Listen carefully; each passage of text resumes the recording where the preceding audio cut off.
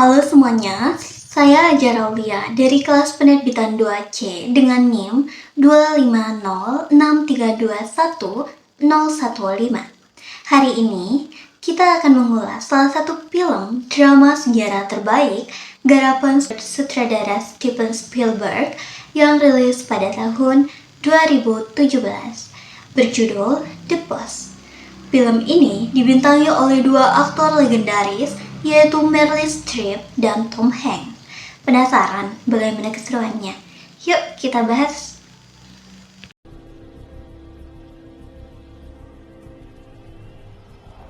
We have committed ourselves to the cause of a just and peaceful world order through the United Nations. May 3rd, 1950.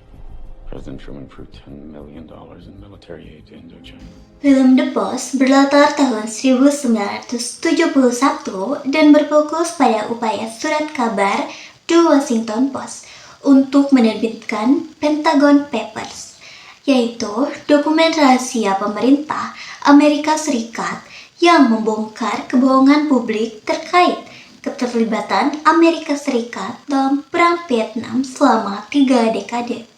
Konflik memuncak ketika pemilik koran, yaitu Katharine Graham, dan sang editor, Ben Brady, harus memilih antara menjaga keberlangsungan bisnis koran mereka atau mempertaruhkan kebebasan pers demi mengungkap kebenaran kepada publik di bawah ancaman hukum dari pemerintahan Presiden Nixon. Salah satu scene paling menarik dan menegangkan adalah momen ketika Katharine Graham harus mengambil keputusan final lewat telepon. Di satu sisi, para penasihat hukumnya melarang menerbitkan karena resiko dipenjara dan kebangkrutan perusahaan. Di sisi lain, editornya mendesak demi integritas jurnalistik. Adegan ini sangat intens dan memperlihatkan kekuatan akting Meryl Streep dalam menggambarkan dilema seorang pemimpin perempuan di era yang didominasi oleh pria. Fritz, do you agree? Well, I don't particularly like the idea of Kay as a convicted felon. And then there's the issue of the prospectus. Based on the conversations I've had with my friends at Cravath, I believe a criminal indictment would qualify as a catastrophic event. And given the likelihood of indictment now... Dari sudut pandang kode etik jurnalistik, film ini adalah ruang kelas yang luar biasa. Ada beberapa poin penting yang bisa kita analisis. Yang pertama, yaitu kepentingan publik di atas segalanya. Film ini menunjukkan bahwa tugas utama jurnalis adalah menyampaikan kebenaran kepada masyarakat. Bahkan ketika pemerintah berusaha menyembunyikannya dengan alasan keamanan nasional. Yang kedua, independensi pers. Jurnalis harus bebas dari intervensi kekuasaan.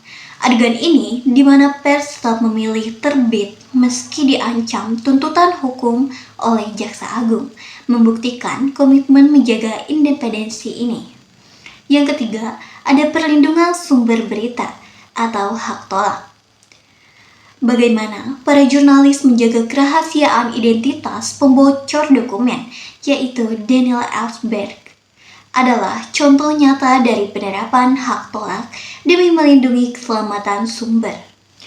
Selanjutnya kita akan membahas fakta menarik dalam film The Boss. Yang pertama, Steven Spielberg menyelesaikan seluruh proses syuting dan editing film ini hanya dalam waktu kurang dari setahun, karena ia merasa pesan dan film ini sangat mendesak untuk situasi politik saat itu. Yang kedua, ada ruang redaksi The Washington Post dalam film ini dibangun kembali dengan sangat detail agar mirip dengan aslinya yang pada tahun 1970-an, termasuk suara bising mesin ketik yang khas.